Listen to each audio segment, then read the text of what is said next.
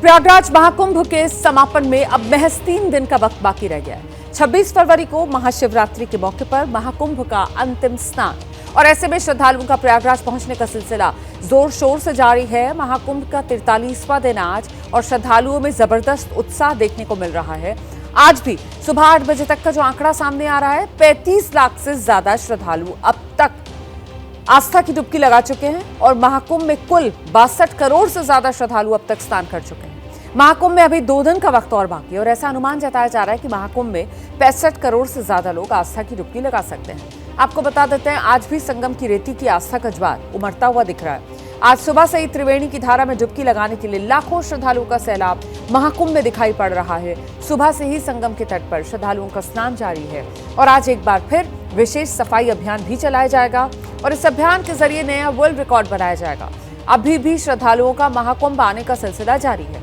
ऐसे में रेल मंत्री अश्विनी वैष्णव ने रविवार को नई दिल्ली रेलवे स्टेशन पर व्यवस्था का जायजा भी लिया।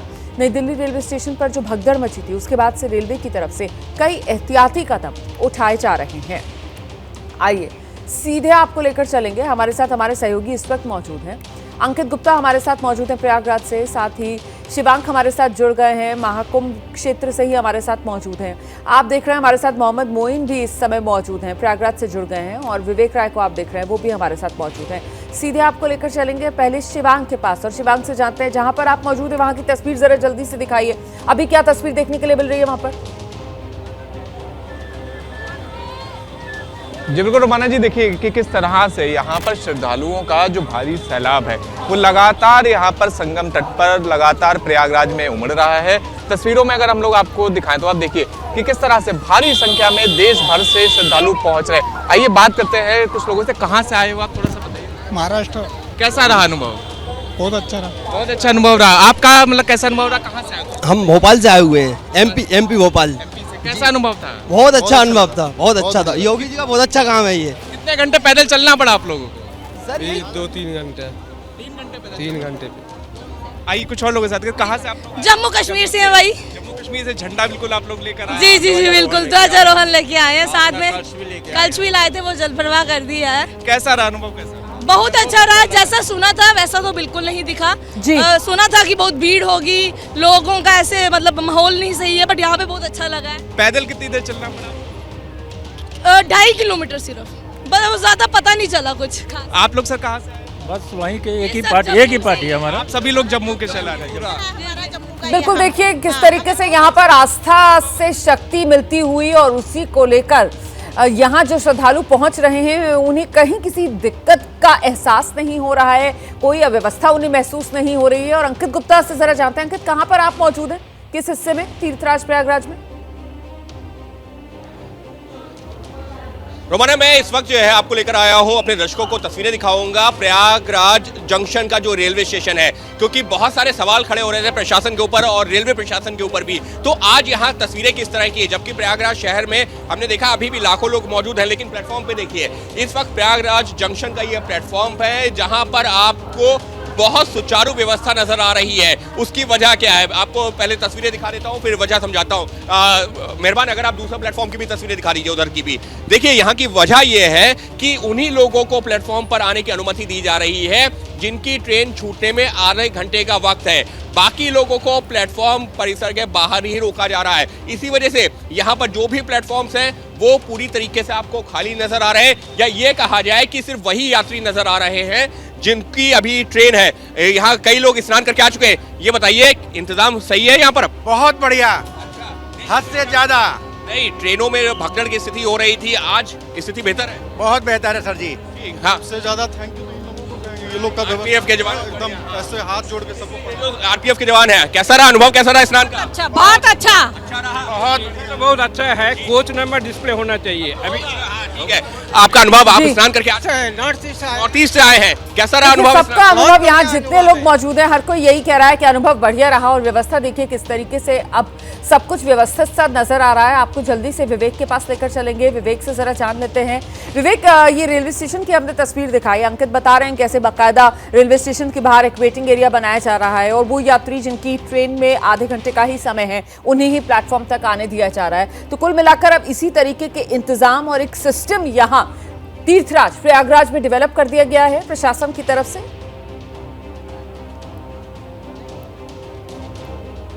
जी बिल्कुल, प्रशासन ने पूरी कोशिशें करी हैं, क्योंकि जिस तरीके से 29 तारीख का चाहे यहाँ की कहानी हो या फिर दिल्ली रेलवे स्टेशन पर जो हादसा हुआ, उसके बाद प्रशासन ने ये तैयारियां की हैं कि कैसे सामान्य तौर पर लोगों को स्नान करा के वापस भेजा जा सके। उसके लिए जो भी क्राउड मैनेजमेंट प्लान बनाने की कोशिश है वो कहीं ना कहीं अब दिखाई दे रही है कि लोग किस तरीके से सहूलियत से स्नान करके जा रहे हैं। मैं जहाँ मौजूद हूँ उसकी भी तस्वीरें आपको दिखा दूँ। मैं बोट क्लब पर मौजूद हूँ और यही वो जगह है जहाँ से लोग बोट लेकर संगम को स्नान के लिए जा रहे हैं, क्योंकि एक जो श्रद्धालुओं का जो हुजूम पैदल जा रहा है वो तो संगम नोस पर उसको स्नान करना है, पर जिन लोग को संगम के बीचों बीच स्नान करना है वो लोग बोट क्लब आ रहे हैं। और ये हज़ारों की संख्या में आपको बोट्स जो यहाँ पर दिखाई दे रही हैं, इन बोट्स के माध्यम से लोग आगे जाकर और बोट्स के माध्यम से वो संगम तक पहुंचकर स्नान कर रहे हैं। पर आपको बताऊं कि इस महाकुंभ में कई लोगों ने आपदा को अवसर में बदला है, और जिस तरीके से चाहे बाइक वाले हों उन्होंने ज़्यादा पैसा लेने की बात हो, या बोट्स वाले हों उन्होंने भी जो आमतौर पर 100 से 200 रुपए में आमतौर पर वो लोग यहाँ से संगम पहुँचाते हैं, पर आज की तारीख में 2000 से 2500 रुपये सामान्य हो गया है मांगना, और इस तरीके की चीज़ें मांगी जा रही हैं। आप लोग बोट लेने आए लोगों से, आप लोग बोट कैसा रहा कि कितने रुपए मांगे जा रहे हैं? अभी लिया नहीं है। अच्छा, बात करना। चलिए विवेक, मैं लौटूंगी आपके पास। मेरे ख्याल से इसको आपदा में अवसर कहना सही नहीं है, बल्कि ये कहा जाए अगर कि ये एक आस्था का अवसर है, और इस आस्था के अवसर में हर कोई कहीं ना कहीं फलता फूलता नजर आ रहा है। क्योंकि देखिए, इस बात को भी आप समझिए कैसे प्रयागराज, तीर्थराज और यहाँ पर जो करोड़ों की संख्या में श्रद्धालु आ रहे हैं, उससे पूरी की पूरी जो उत्तर प्रदेश की अर्थव्यवस्था है उसको भी एक जबरदस्त बूस्ट मिलता हुआ नजर आ रहा है। 26 फरवरी को आप जानते हैं कि महाशिवरात्रि है, और महाकुंभ में महाशिवरात्रि पर आखिरी स्नान है। ऐसे में संगम नगरी प्रयागराज पहुंचने वाले श्रद्धालुओं की संख्या एक बार फिर से बढ़ेगी।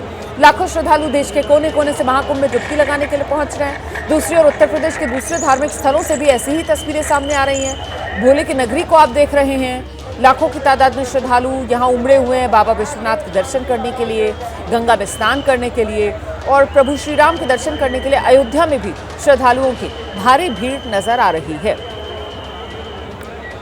एक बार फिर से आपको ग्राउंड पर लेकर चलेंगे। हमारे तमाम सहयोगी हमारे साथ बने हुए। निशांत का रुख करते हैं और जरा निशांत से जानते हैं। निशांत, न सिर्फ तीर्थराज प्रयागराज बल्कि जो अन्य आस्था की नगरियां हैं उत्तर प्रदेश, और उसमें ये जो एक तरीके से त्रिकोण ट्रायंगल बनता है जिसमें प्रयागराज से लेकर वाराणसी और अयोध्या, कमोबेश हर तरफ ये आस्था का सैलाब यूं ही उमड़ा हुआ नजर आता है। निशांत,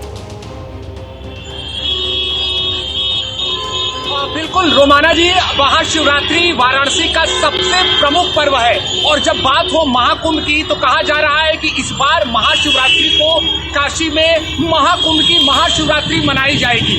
तैयारियों की बात कर ले तो प्रशासन हफ्ते भर से लगा हुआ है कि महाशिवरात्रि को यहाँ पर भव्य रूप में संपन्न किया जाए, और इस बार दोहरी जिम्मेदारी है। कहा जा रहा है कि 50 लाख लोग महाशिवरात्रि के दौरान तक काशी पहुँच सकते हैं। सबसे ज्यादा आवागमन प्रयागराज से होगा, महाकुंभ से होगा। कुछ तैयारियों के बारे में भी हम आपको बता दें, उससे पहले हम तस्वीर दिखाएं। ये सीधा काशी विश्वनाथ मंदिर जाने वाला मार्ग है। यहाँ से सभी गाड़ियों को रोक दिया जाएगा और पैदल ही श्रद्धालु जो है वो मंदिर मार्ग की तरफ जाएंगे।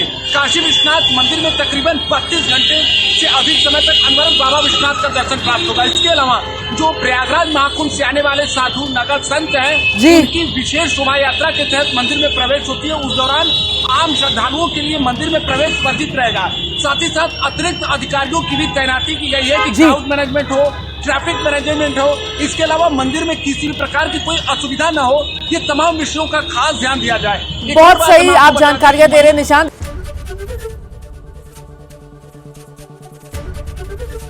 एबीपी गंगा, खबर आपकी, जुबान आपकी।